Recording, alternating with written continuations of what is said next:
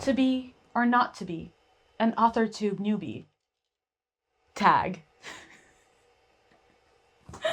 I literally can't see anything.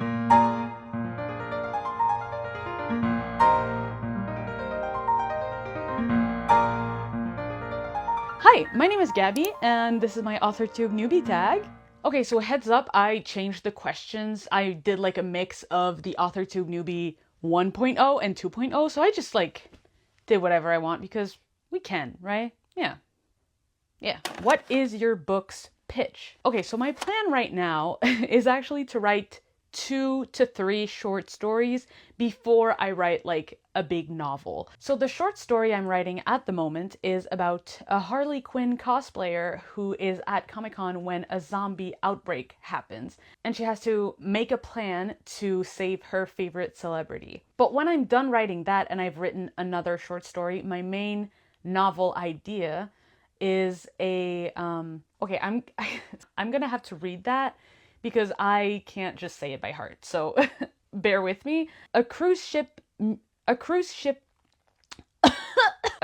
musician tries to reunite with her sister, with whom she has a tedious relationship, as a zombie outbreak takes over the ship. So it's a story about a zombie outbreak but on a cruise ship, and it follows these two sisters who were estranged and who are trying to like mend their relationship while this goes on in the background or in the foreground, because I mean it's pretty significant. So what do you usually write? So as you probably noticed from my previous 2 book pitches, I write about zombies. I know this is a very niche genre, but that's just what I like, right? I can't change who I am.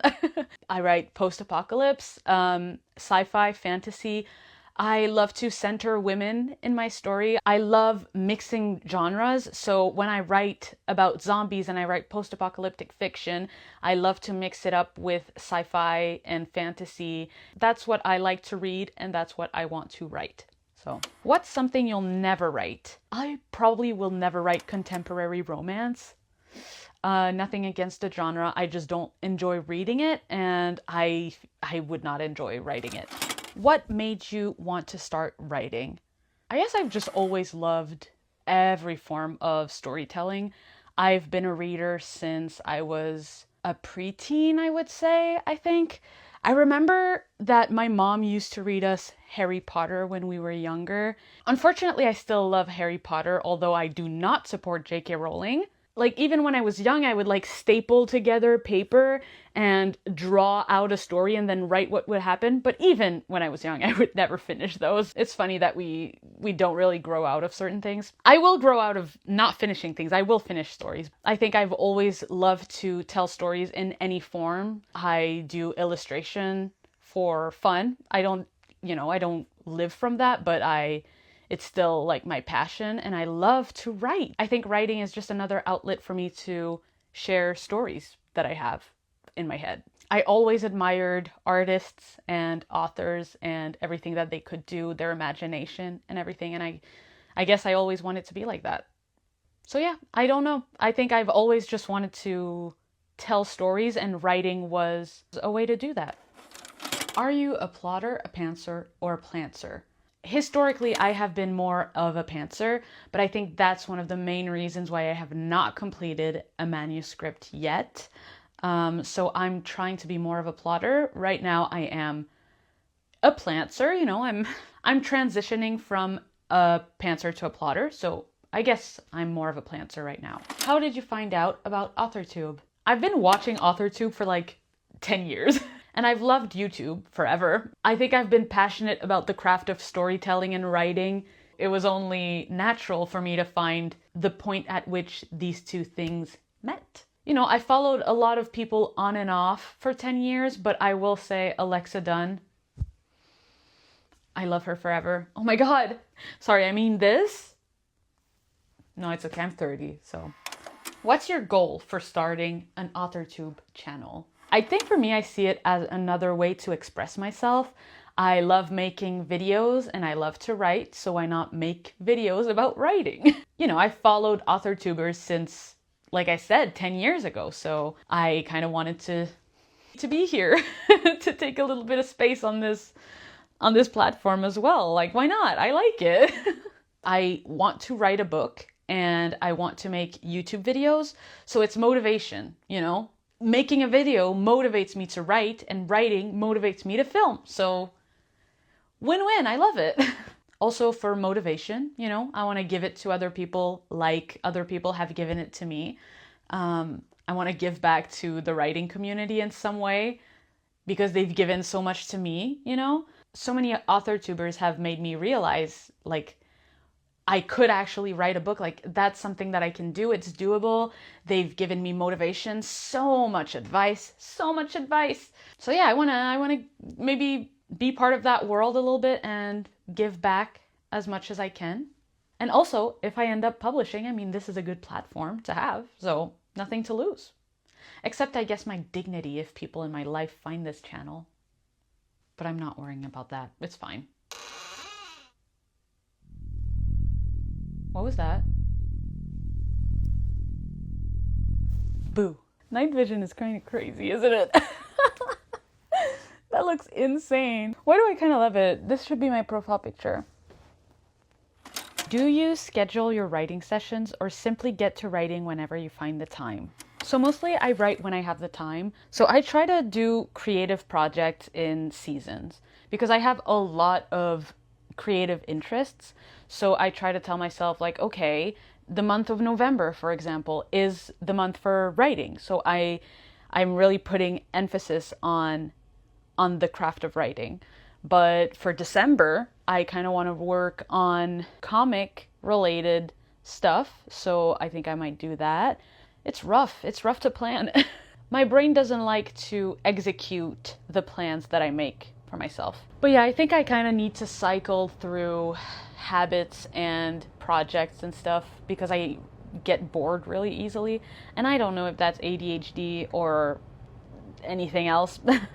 I'm not diagnosed, but I do use a lot of tips and tricks for people with ADHD. So, I mean, if it works, you know. I try to plan very loosely, very loosely. What is your biggest writing struggle? Definitely sticking with something long enough to finish it. That's what I'm working on right now. Like, that is my main struggle, and I am working really hard right now to prove to myself that I can finish one thing. And if I can finish one thing, I can finish infinite things. Well, not infinite. We all have to die one day, but you know what I mean. What is your best writing skill? The thing is, I think I don't have enough experience as a writer yet to tell, but I think that it's coming up with the story.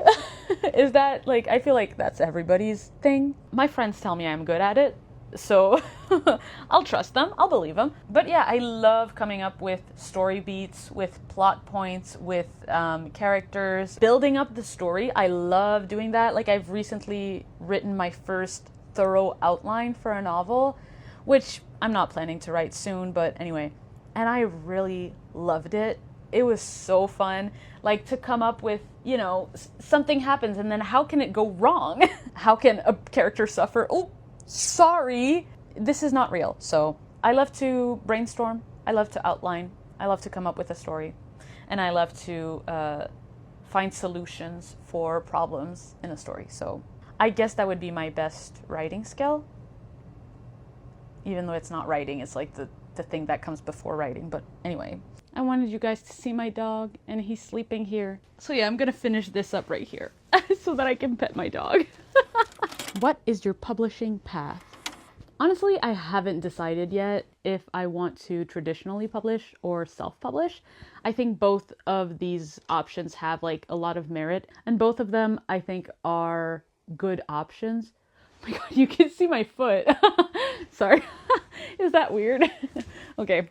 There are so many steps to getting traditionally published, and it's something that I'm very interested in, but also I think I'm more interested in just sharing the story. If I believe that my book has the potential to be traditionally published, then I will try.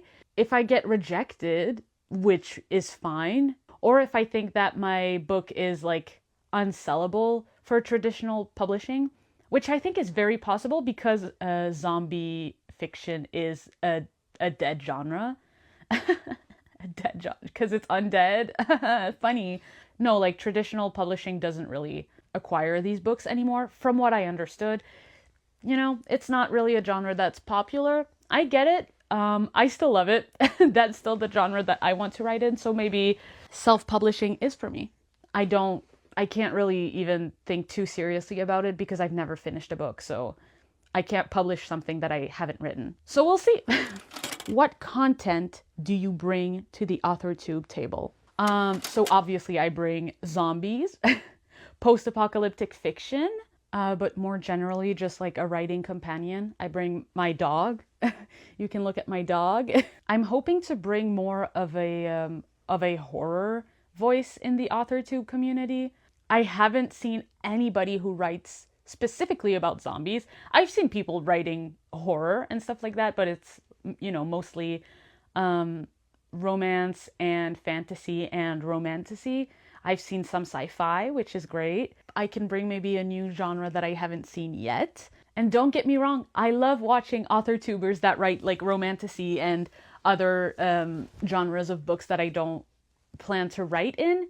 It's just fun to have company, you know? Speaking of which, I offer company, hopefully motivation, a writing buddy. That's what I look for when I look at authortube.